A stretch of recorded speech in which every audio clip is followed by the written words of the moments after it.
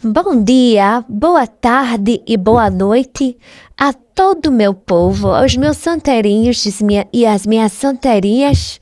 Bora para mais um vídeo inspirador, cheio de fé e esperança em dias melhores? Arrasta a poltroninha, separa aquela xícara bonitinha que tu tens aí guardada no teu armário para momentos especiais. Coloca aquela torradinha, aquela creme crack com um pouquinho de manteiga. Uma margarinazinha, uma delinezinha. Também pode ser. Aquela pipoquinha fresquinha também vai bem. E vamos mergulhar em mais uma linda história, minha gente. Inspiradora. Repleta de amor, de fé e de esperança num mundo melhor, né? Hoje a gente vai conhecer a história de uma mulher que inspirou e inspira muitas pessoas. E nós também, que somos devotos, né? Dos nossos amigos, dos sóis que Jesus deixou, das janelas da alma, os nossos santos e santas, a quem nós recorremos à intercessão junto de Jesus, para dias melhores, para uma graça, para ter força e coragem. E a palavra é coragem, vice minha gente, pois hoje vamos conhecer a vida de uma mulher que atravessou as tempestades do século XX com a coragem de uma mártir e a inteligência. Minha gente, meu Deus, que inteligência, vice, de uma grande filósofa. Estamos falando, sabe de quem? De Edith Stein. Ou como ela foi chamada depois, a Santa Teresa Benedita da Cruz. E a Santa Teresa, ou a Edith Stein, ela é um exemplo vivo de que a fé pode florescer mesmo nos tempos mais sombrios.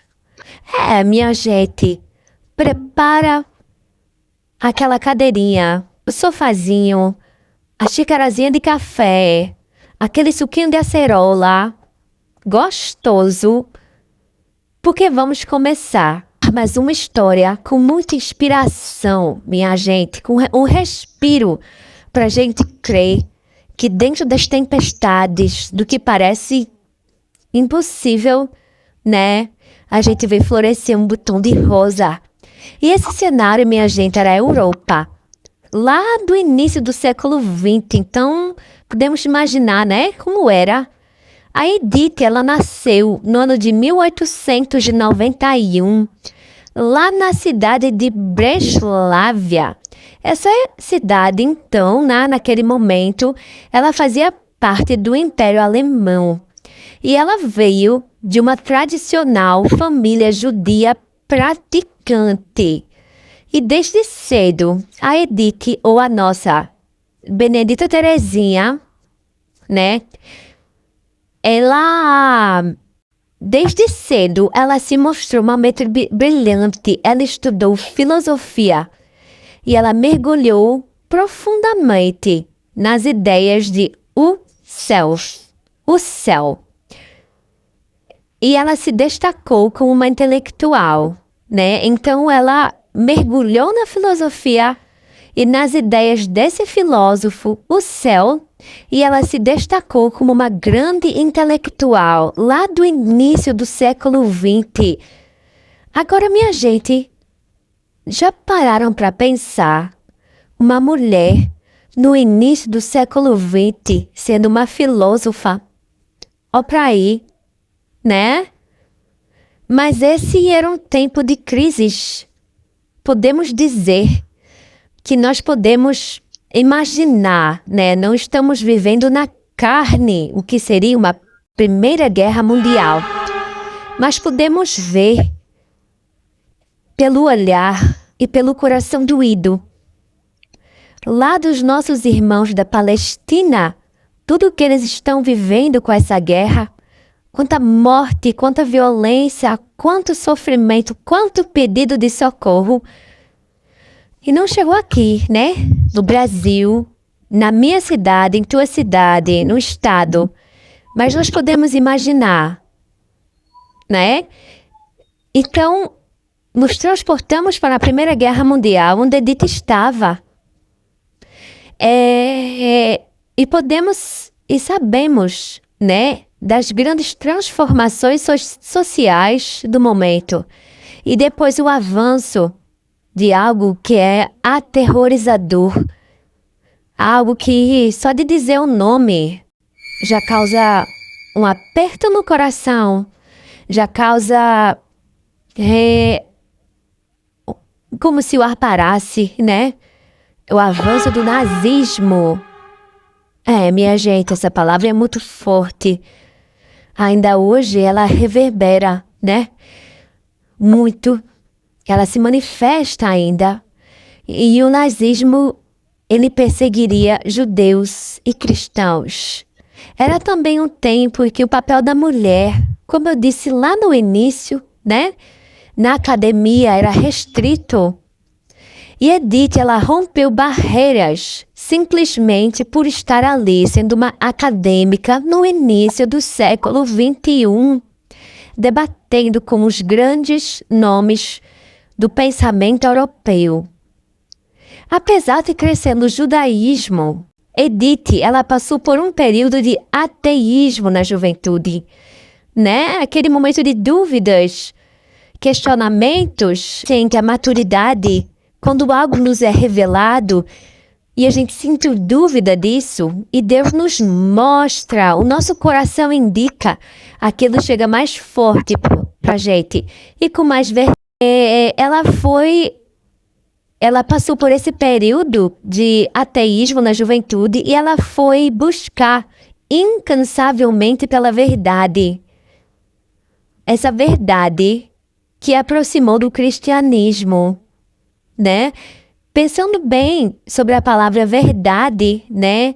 Essa verdade que ela buscava tinha muito a ver com o amor. O amor que Jesus deixou de exemplo, o respeito, a ética pelo próximo, o cuidado com o humano. Essa verdade, nesse sentido humano, né, minha gente? E ela foi buscar. E o ponto da virada dela aconteceu quando ela leu a autobiografia de Santa Teresa d'Ávila. A Edith, ela foi buscar e ela encontrou nessa autobiografia. E ela disse, essa é a verdade que acendeu o coração dela. Em 1922, ela foi batizada na Igreja Católica. E sua fé não foi um abandono de suas raízes judaicas, não. Pois para Deus, minha gente, não existe uma coisa que defina. Você só pode escolher uma rosa. Se tu gostar de uma margarida, tu não tem mais o amor de Deus. Se for dentro do respeito,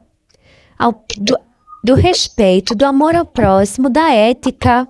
Se gostares de uma margarida, de um girassol, de um pé de manga, por exemplo. E aí ela se encontrou nisso.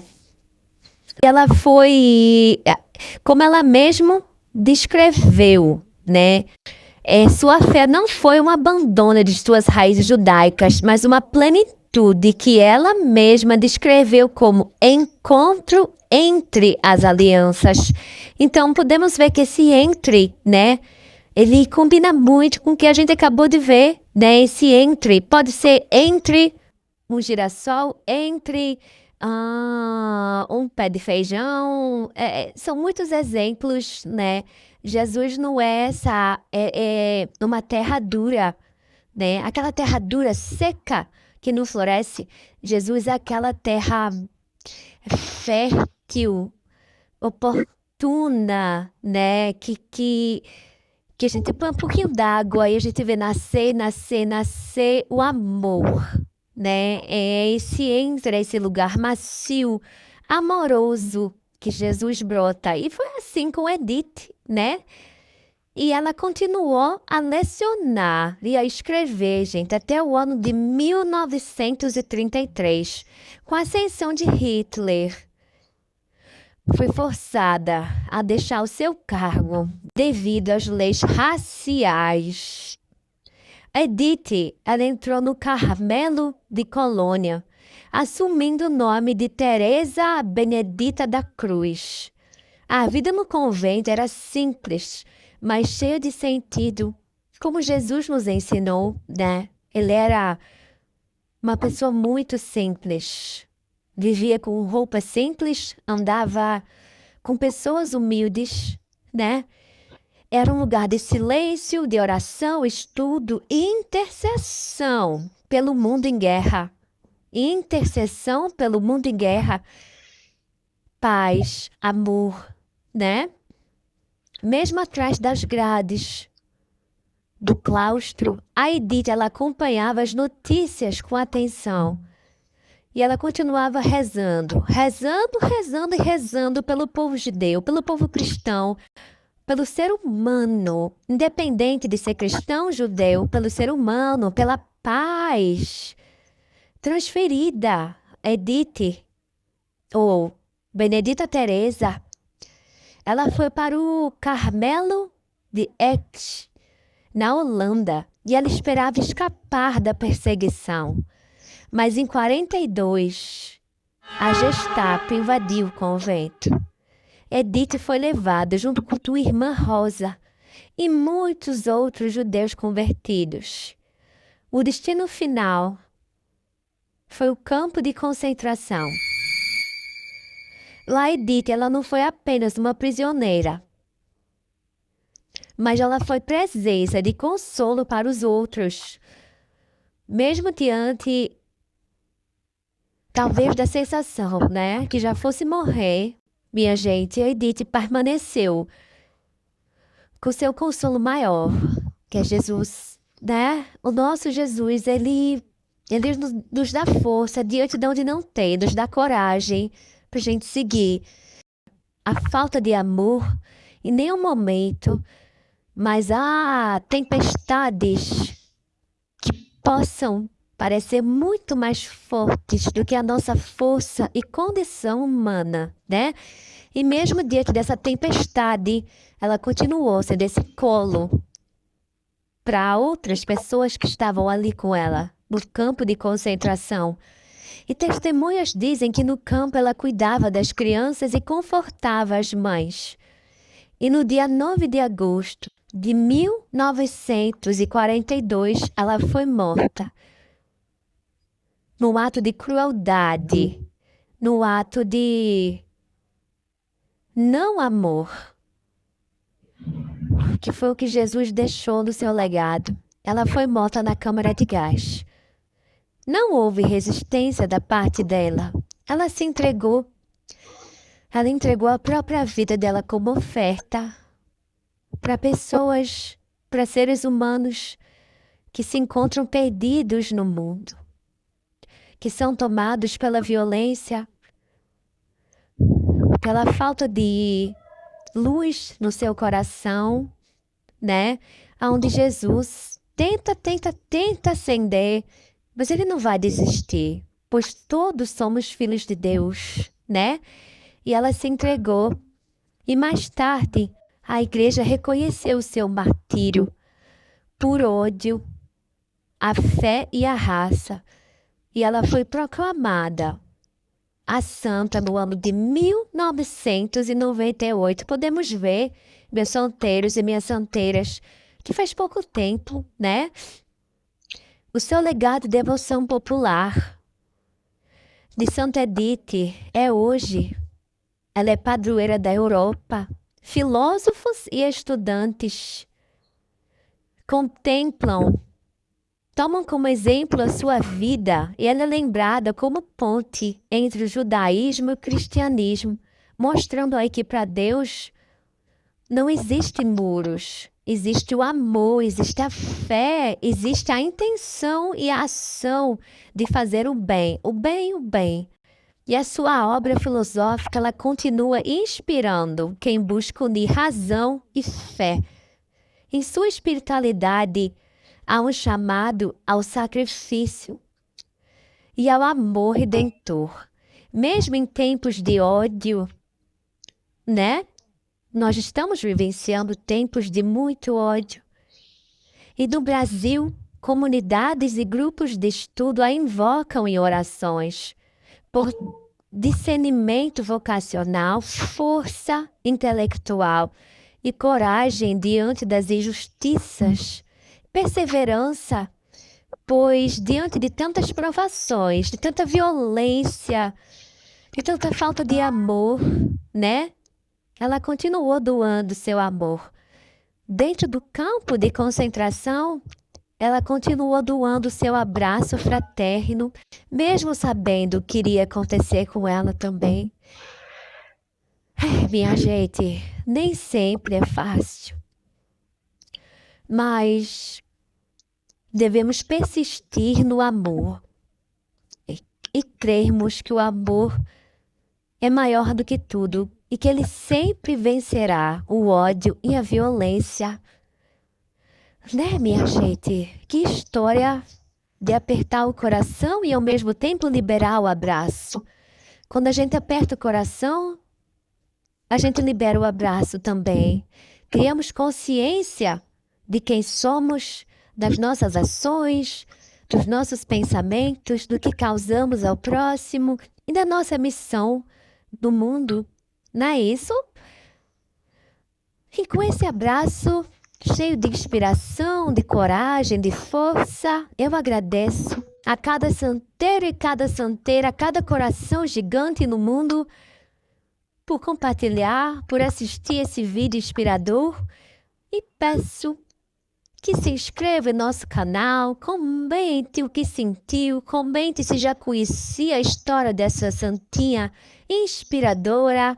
Se inscreve no nosso canal, que já já tem aquele cheirinho de café saindo de novo, aquele pãozinho com aquela manteiga quentinha, para mais uma linda e abençoada história, para nos fortalecer nesse mundo tão cheio de coisas. Não é isso, minha gente? Um beijo, um abraço no coração de cada um. Tchau!